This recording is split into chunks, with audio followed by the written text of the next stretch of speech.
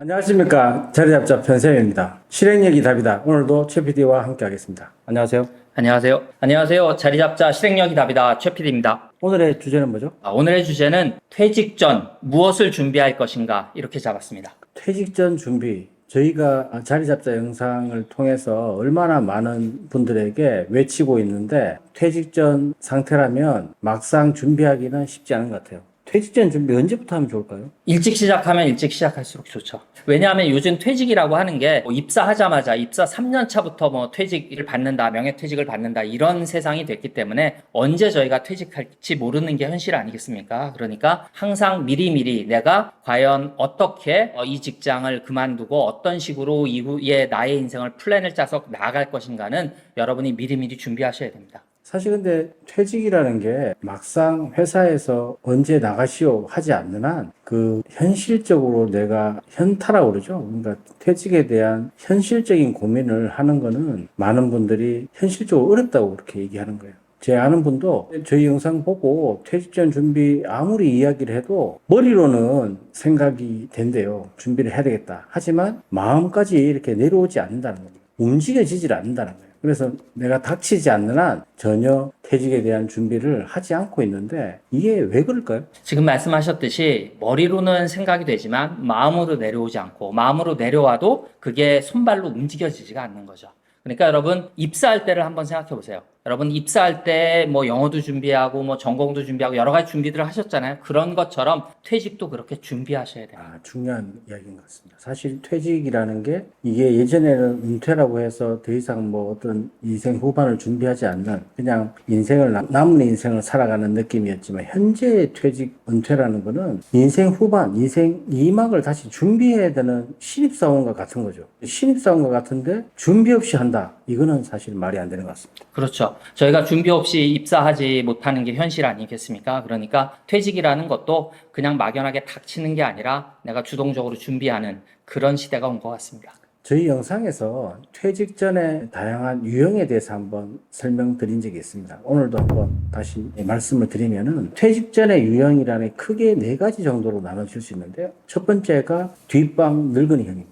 뒷방 늙은이형은 소위 말해서 이제 임금 피크제, 55세부터 시행하는 임금 피크제나 더 이상 내가 보직이라든지 실질적인 현업 업무를 감당하지 않고 왠지 이제 와서 늘 그냥 출근 퇴근하는 소위 말해서 월급 루팡이라고 그러죠. 월급 루팡, 월급 도둑이라는 이야기를 들으면서까지 지내는 나이 드신 부장들, 그분들이 대상이 되는데 이분들은 그냥 회사를 월급 주는 곳이니까 가는 그 정도의 형태로 생각하고 있는데 어떻게 보세요?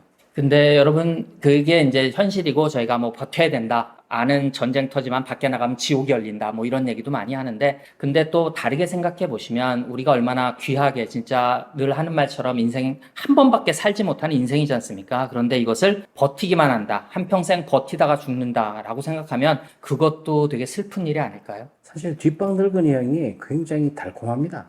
회사에 아침에 갈 회사가 있고 거기 가면은 정말 각종 이 간식과 또 적당한 나의 또 환경 이런 것들이 있기 때문에 너무 달콤하죠. 그런데 막상 일을 하려고 하면은 일이 이제 주어진 일이 닥친 일이 없다 보니까 이제 예전 같으면은 이런 모습이죠. 우리가 부장님들 예전에 우리 신입사원 때나 30대 때 부장님들 보면은 신문이라는 게 있었지 않습니까? 신문을 보고 하루 종일 보면은 시간이 다 간다고 그랬는데 이런 것처럼 요즘도 인터넷 서핑만 하는 그런 월급 루팡의 부장님들이 많다는 거죠. 그렇죠. 이제 또 들으시는 분 중에는 야 무슨 옛날 얘기하냐 요즘 직장이 얼마나 빡센데 이렇게 얘기하실 분도 물론 있을 것 같아요. 그런데 기왕이면 나에게 주어진 일을 넘어서는 좀 주동적인 뭔가를 하셔야 내가 회사를 위해서 내가 착취당한다 이런 느낌을 말씀드리는 게 아니라 그게 여러분의 퇴직 준비가 된다 이런 말씀이죠. 제가 아는 분은 S그룹에 있는데 그분이 지금 차장급이에요. 거기는 요즘 다 선임, 책임 이렇게 이제 다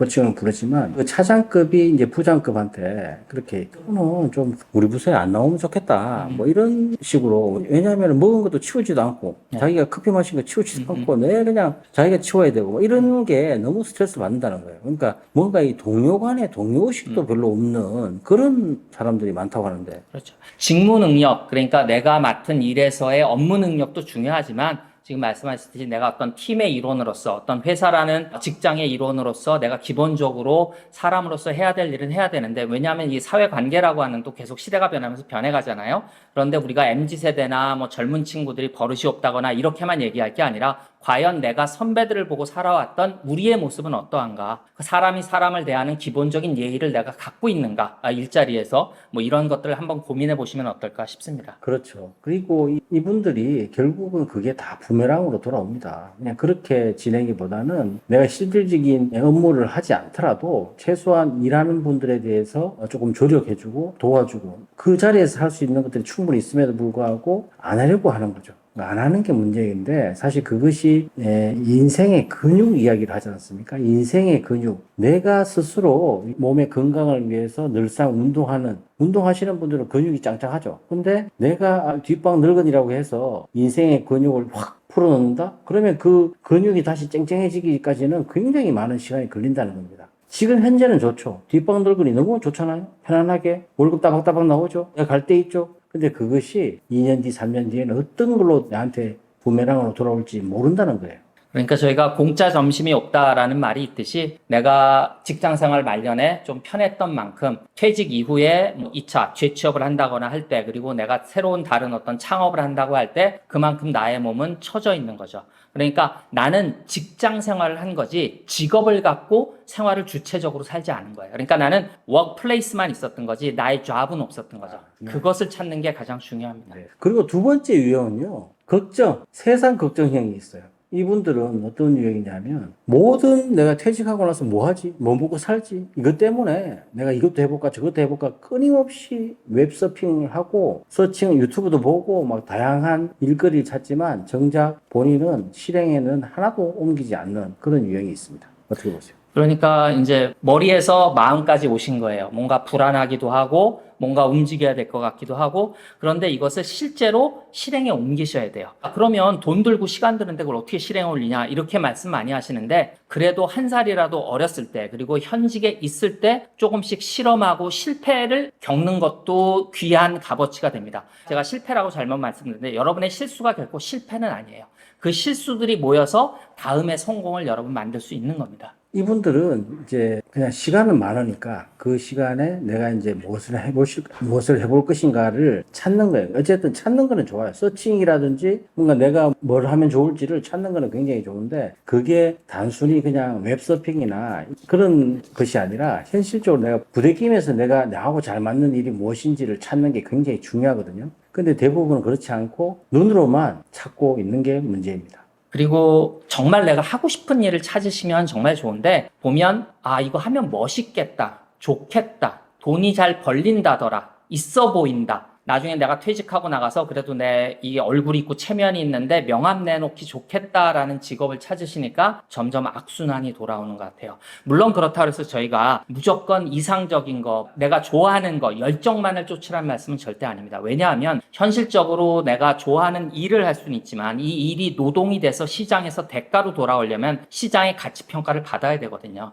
그 두 가지의 밸런스를 맞추기 위해서는 끊임없는 도전이 필요합니다. 작지만 계속된 도전, 부딪히는 것이 필요합니다. 세 번째 유형은요, 끊임없이 잡사이트를 통해서 이직이나 다른 일자리를 알아보는 형입니다. 이 유형은 그래도 조금 건설적인 것 같아요. 근데 사실 이력서를 내보고 해도 전혀 회신이 없는, 그러니까 1차원적으로 움직인다는 거죠. 사실 이제 잡사이트에서 내가 원하는 일자리를 통해서 그쪽으로 이직을 하거나 그쪽에서 내가 뭔가를 이제 퇴직 후에 재취업을 찾고자 한다면은 채용 공고에 대해서 내가 좀 더 적극적으로 알아보고 이렇게 해야 되는데 그게 아니라 그냥 내가 했던 업무, 20년, 30년 했던 업무에 이어서 할 수 있는 포지션이 나오면 그걸 가지고 계속 이력서를 넣어본다는 거거든요. 현실적인 눈높이를 잡으시는 게 되게 중요합니다. 여러분, 내가 지금 대기업에서 좋은 직장에서 연봉 1억을 받고 있다. 근데 저희가 누차 말씀드린 현실에서는 70% 이상 받으면 엄청 많이 받는 거고 현실적으로 여러 가지 어떤 프린지 베네핏을 빼고 나면 내가 한 연봉이 절반 깎인다라는 걸 받아들여야 된다고 말씀드렸잖아요.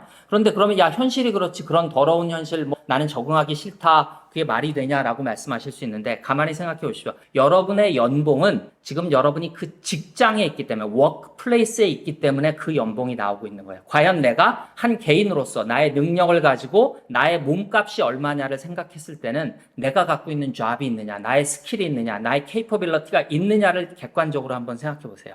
여러분이 프로야구 선수들 연봉 얘기할 때 프로야구 좋아하시는지 모르겠는데 야 저건 거품이야 뭐 이런 얘기할 때 그 사람 포수로서 투수로서, 일루수로서, 타자로서의 값어치가 있단 말이에요. 그러면 내가 하는 일, 나에 딸려있는 그 몸값이라고 하면 여러분 연봉 1억이면 1억 그대로 갈 수 있습니다. 1억 이상도 받으실 수 있어요. 그런데 그게 왜 안 되느냐? 결국은 시스템의 문제도 있겠지만 우리가 내가 이걸 좀 찾아봐야 되겠다. 그리고 그게 안 될 때는 현실적으로 지금 말씀하셨듯이 이력서를 낸다거나 잡을 구할 때 그것을 충분히 감안하셔야 돼요. 디스카운트 하시는 것도 필요합니다. 이제 최 PD 이야기처럼 이력서나 어떤 잡사이트를 통해서 채용 공고를 보고 지원할 때도 전략이 필요한 겁니다. 전략이 없이 그냥 내가 지금까지 해왔던 업무를 가지고 또 이력서도 어떻게 전략적으로 잘 작성을 해서 거기에 맞는 포지션에다가 지원하는 게 중요한데 그런 거 없이 단순히 지금까지 했던 거를 이제 간단하게 적어서 올리는 이력서는 전혀 반응이 없을 거라는 거죠. 그래서 제가 늘 자리잡자 영상에서 말씀드렸듯이 본인의 이력서를 작성해서 잡사이트에 올려보시라. 그러면은 그 이력서를 보고 누군가가 연락이 있으면 그나마 퇴직하고도 주된 직장에서 퇴직하고도 충분히 갈 자리가 있다는 것인데 6개월 이상 연락이 없다. 그러면은 그것이 퇴직하고도 그대로 이어지는 현실이라는 거죠. 그렇기 때문에 내가 이 구인구직 시장에서 현재의 나의 컨디션에 맞는 일자리가 현실적으로 있느냐 없느냐는 내가 이력서를 올려보면 되는 겁니다. 근데 거기에서 연락 오는 데가 없다. 그러면은 퇴직하고도 그대로 이어진다는 거거든요. 그렇죠. 그러니까 그 이력서에 적을 나는 나의 직무 능력을 과연 무엇을 어떻게 적을 것인가, 나의 잡이 뭐라고 얘기할 것인가, 나의 직장이 아니라 그것을 고민하셔야 되고 내가 기술직이 아니다, 전문가가 아니다, 스페셜리스트가 아니다라고 해서 절대 기죽으실 필요는 없습니다. 왜냐하면 이 제너럴리스트라고 하는 것은 제가 조금 다른 얘기 한마디만 들으면 제너럴이 우리가 영어 단어로 찾아봤을 때 뭐 일반적인 보편적인 여러 가지도 있지만 이게 명사로 장군이란 뜻이죠. 우리 남자들은 다 군대 갔다 오지 않습니까? 장군이 왜 제너럴일까요? 우리 소총수나 소위나 중위나 대위나 영관급도 다 병과가 있습니다. 자기 주특기가 있어요. 제너럴은 주특기가 없어요. 왜? 다 잘하니까. 내가 다 볼 수 있으니까. 문제는 여러분이 제너럴리스트여서 잡을 구하지 못하는 것, 재취업이 안 되는 것, 연봉이 깎이는 게 문제가 아니라 왜 안 되느냐? 제너럴리스트가 간판만 제너럴리스트였고 이 세부적인 것들을 다 통합할 수 있는 능력 혹은 이것도 잘하면서 내가 제너럴리스트의 능력을 갖추지 못했기 때문에 그런 문제가 생긴다는 생각을 좀 고민해 보시면 해결책은 분명히 있습니다. 맞아요. 지금까지 했던 직무가 나의 본업은 아니다라는 거죠. 그걸 빨리 인식을 하고 준비를 하면 좋은데 그렇지 못하다는 게 가장 큰 문제이고요. 또 이 네 번째 유형이 가장 심각한 유형입니다. 어떤 유형이냐 하면 내가 현직에 있을 때 다른 쪽 사업하는 쪽에 내가 약간의 투자 또는 그 사업 관련된 일들을 하면서 내가 이제 현직에 있으면서 그쪽에다가 일정 정도 투자를 하고 내가 일정 정도 퇴직 이후를 준비를 한다. 이런 유형이 있거든요. 근데 이분들이 생각보다 많습니다. 왜 그럴까요? 아무래도 불안해서 그러시겠죠. 이제 불안해서 뭔가라도 해야 되겠다. 그래서 흔히 산불시대라고 하는데 불안하고 또 재취업해서의 연봉에는 불만족, 불만이 생기고 그러고 또 나오면 뭐 너 퇴직금 어디다 넣지 말아라, 속는다, 사기당한다, 그러니까 불신하게 되고 이것들이 이제 겹쳐지면서 아무것도 못하게 되는 초조하고 불안하기는 한데 이런 상태가 지속되는데 실제로 아주 진짜 형편이 어려운 분들도 있습니다만 대부분 보면 또 어느 정도의 우리가 열심히 살아왔기 때문에 어느 정도의 기본적인 생활 여건은 되지만 끊임없이 그런 뭔가를 계속 찾아다니면서 방황하는 이런 경우가 있거든요. 근데 여기서 제가 한 가지 또 드리고 싶은 말씀은 여러분 미장원 가시죠, 남자분들도 요즘. 이제 그러면 헤어 디자이너들도 연수란을 갑니다. 그리고 치과 의사 선생님들도 보면 뭐 강남에 조금 잘 나간다 하는데 가면 어디 뭐 시카고 덴탈 뭐 이런 데 클리닉에 가서 뭐 연수 1년, 2년 받았다라는 게 있어요. 그분들이 괜히 쓸데없이 돈 쓰고 뭐 이러겠어요? 나를 위한 재취업을 회사에서, 그러니까 나를 위한 재교육을 회사에서 특별히 나를 이뻐해서 내가 특혜를 받아서 이걸 받지 않는다고 하면 본인이 좀 시간과 돈을 투자하셔서 세미나라든지 어떤 그 재교육이라든지 하는 기회를 스스로 찾으셔야 돼요. 준비를 하셔야 된다는 말씀입니다. 그런 준비는 괜찮은데 제가 저희 영상에 퇴직하고 나서 이영날림 부장 사연에 대해서 한번 설명을 드렸었는데 이런 경우가 많아요. 그러니까 내가 퇴직하고 나서 바로 관련된 업무를 내가 할 수 있는 회사로 취직이 안 되니까 또 내가 또 일정 정도 금액을 투자해서 프랜차이즈나 창업 이런 쪽을 하려니까 또 이제 왠지 너무 다 대부분 다가 망한다는 이야기를 들으니까 불안한 거죠. 불안하기 때문에 이분이 선택하는 유형은 자기가 잘 아는 사람 내지는 자기가 잘 아는 지인 그 사람이 하는 사업에다가 내가 일정 정도를 투자를 해서 거기에서 내가 나름대로의 포지션을 가지고 가겠다 이런 생각을 하거든요. 근데 그게 대부분 다가 실패합니다. 그리고 대부분 다가 사기를 당하는 거예요. 그렇죠. 그게 이런 것 같아요. 그러니까 제가 한번 말씀드렸습니다만 내가 데이터를 다루는 전문가인데 그 일을 계속 하다 보니 이게 내 일의 적성에 안 맞아. 그래서 나와서 이분이 고양시 일산에서 난 농장을 했단 말이에요. 전혀 상관이 없죠. 근데 이분은 왜 뜬금없이 글로 갔을까요? 잘 아는 지인이, 친구가 거기서 난 농장을 해서 되게 잘 된 거예요. 근데 이것은 그 친구가 나를 배신해서 최악의 경우 그런 경우도 있겠지만 내가 모르는 일이잖아요. 그러니까 결국은 내가 내 힘으로 설 수 없는 겁니다. 그러니까 지금 말씀하신 것도 어떻게 보면 배신당하는 경우가 아니라 하더라도 내가 능력이 안 됐는데 그냥 나는 돈을 얼마 조금 태워서 동업의 형식을 취해서 쉽게 가려고 하시다 보니까 문제가 생긴다는 거예요. 그러니까 현업에 있으시면서 계속해서 이 업무를 확장시켜 나가시는 것도 괜찮아요. 내가 한쪽에 완전 스페셜리스트가 될 거냐 아니면 뭐 예를 들어 저희 영상으로 치면 저는 편집만 해요. 저는 촬영만 해요. 이럴 게 아니라 나는 편집도 할 수 있고 뭐 제가 구성도 한번 해볼게요. 일만 주시면 이거를 귀찮아하지 마시고 그걸 해봤을 때 그것이 언제 어떤 상황이 닥쳤을 때 그게 여러분의 능력, 잡이 될 수 있다는 거죠.